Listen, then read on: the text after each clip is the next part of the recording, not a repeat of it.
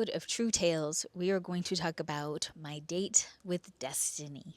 Some people you are just born to meet, and some people you are born to marry. And this story is the story of how I knew when I was a girl that I was going to meet and marry my husband, Franck. So, I was 15 years old. I was a freshman in high school at Orange Park High in Orange Park, Florida, and it was the beginning of the school year. And we were shown during orientation a list of electives that we could have at school. And on this list was French class. And as I was looking and walking along the sidewalk towards the main building of this list, I heard clear as day a voice that was not mine speak to me in this ear and say, "You better learn French because you're going to meet marry a Frenchman and live in France someday. You better learn French because you're going to marry a Frenchman and live in France someday." And I was 15 years old. I did not know anything about France really. I lived in Germany and Berlin as a girl, heard about France, but didn't know anything about France at all. Nothing. Nothing at all. And so I signed up for the French elective, beginner French first year, and I started learning French. And of course, when you're in high school French, you have to have a French name, and my French name was Sophie. And so I was Sophie for all of high school French class. And I studied French the whole time, French 1, French 2, and I was also in the French club. And then in college, I also minored in French. And after a while, I was thinking, am I going to go to France? This is 5 years.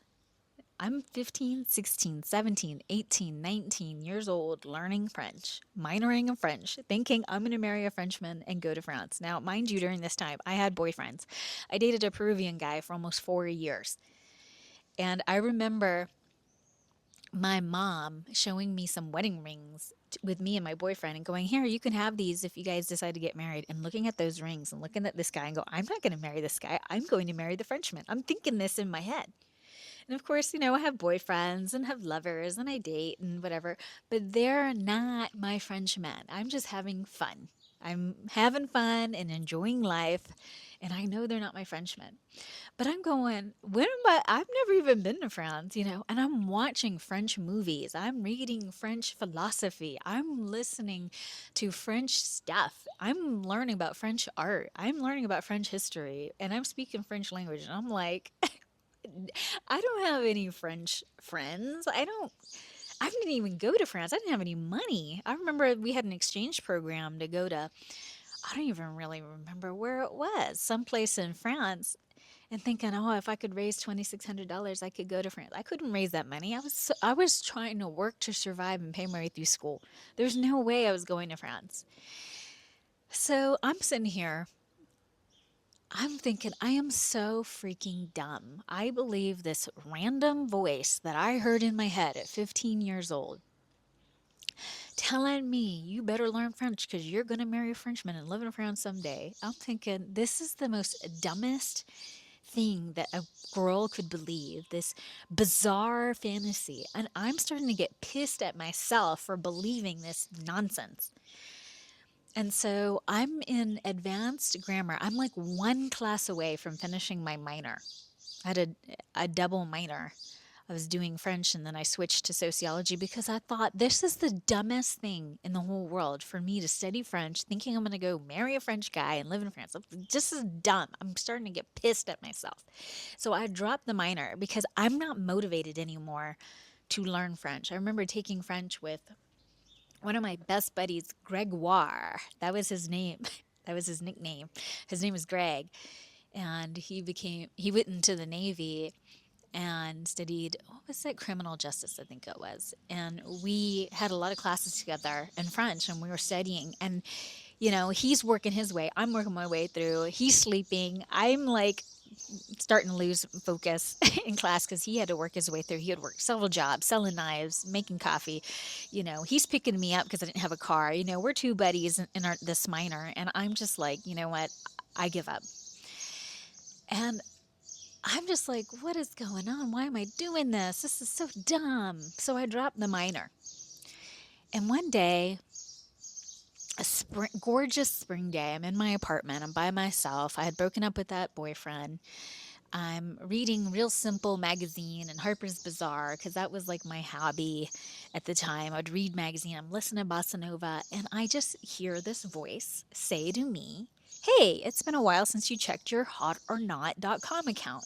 And it's a dating website before dating apps because we didn't have apps like we do now. And it was like, "It's been a while, you should check it out." So I go onto Hot or Not on this random day where I'm hanging loose, enjoying and vibing myself, single girl in the city. And I go look on my hotornot.com account, and there is a message for me. I open the message, and I see this gorgeous, dirty blonde guy with sparkling blue eyes smiling. And you can see there's like a little cutout, and there's like obviously an old man arm because it's like a suit arm.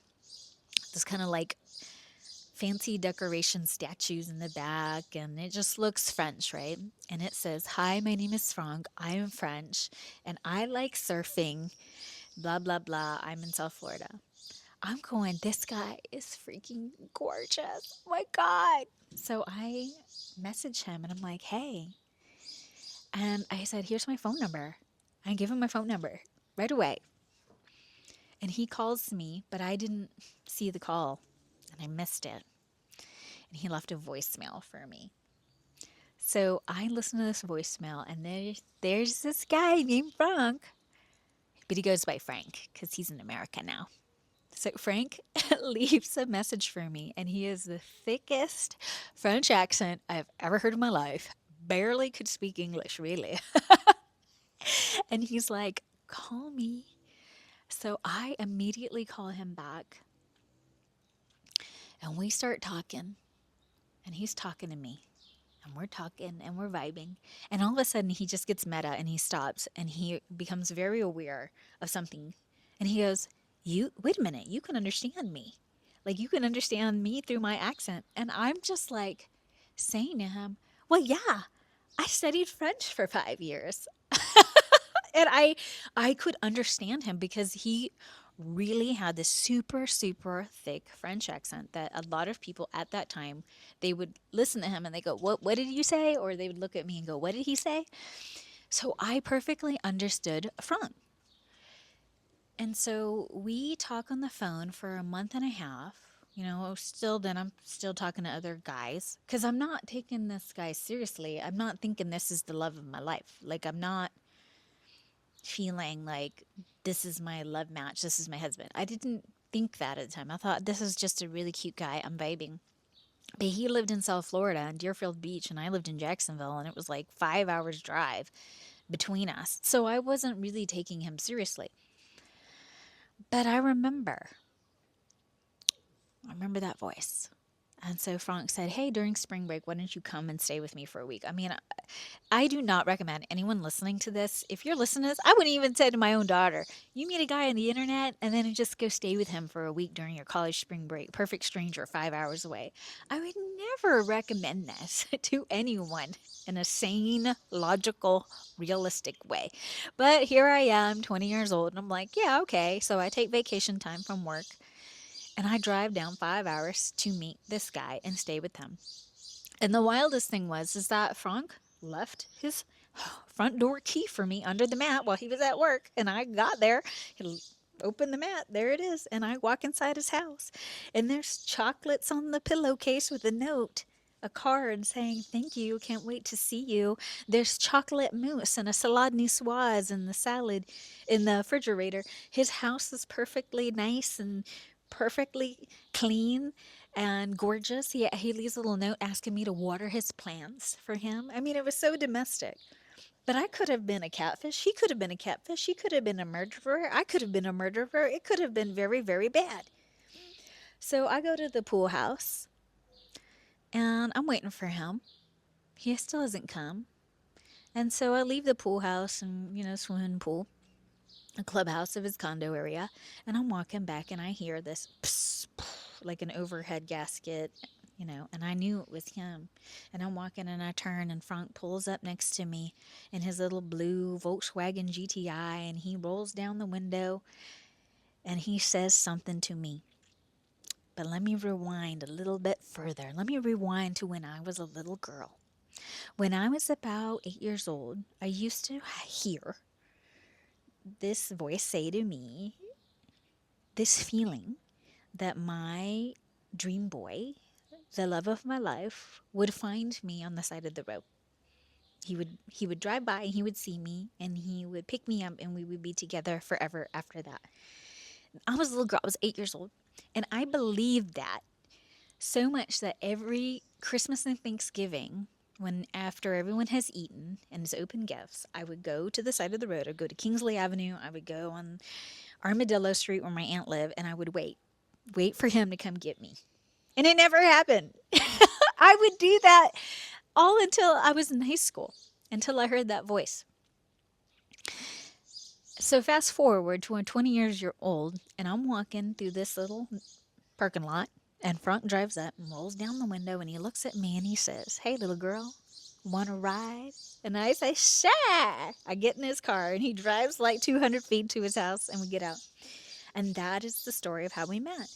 And the craziest thing is that moment when Frank looks at me saying, "Hey, little girl, you want to ride?" It was love at first sight. It was instant connection. It was centuries of knowing. It was lifetimes of connection. It was spiritual affirmation that this was the man I was going to spend my life with. And it was love at first sight, inseparable ever since. And all these years later, Frank and I say, why didn't we just go to the courthouse that next day and get married? Why did we wait 2 years? Why did we make such a big deal and negotiate and prenup and all this stuff? Why didn't we just get married that next day? He wouldn't have had to worry about green card problems and all these things. We could have just gotten married. Why didn't we do that? We always ask ourselves that. So that was my date with destiny. That is the story of my marriage with my husband. And I know it's crazy, but it is a true tale. It is a true story, and I love telling this to everyone that I meet. I don't think that this is everybody's path in life. I don't think that this is everybody's date with destiny, but I do believe that everybody has divine appointments. There are just some people in your life who you are supposed to meet. Maybe you're not supposed to be with them forever. Maybe you're not supposed to be married with them forever. Maybe you are supposed to get a divorce. And maybe you're just together to have a child. And that's your date with destiny, that this specific soul has to come through both of you for genetic purposes, cosmic purposes. I'm open minded. I think you should be too. And may I add, not everybody's supposed to be married. But I know that me and Franck were supposed to be married. We were supposed to be. We were divinely supposed to be together. And even Frank says when he was growing up, he used to dream of Asian girls. that was his that was his dream. Was an Asian girl, and he wanted to be with an Asian girl because he loved the flat faces. He loved the little nose. So that is just my story. That is my true tale. So, do you believe in a date with destiny? Have you had a similar experience? Is my story starting to wake up something within you? I want to know. Share with me in the comments. And thanks for joining me on this episode of True Tales.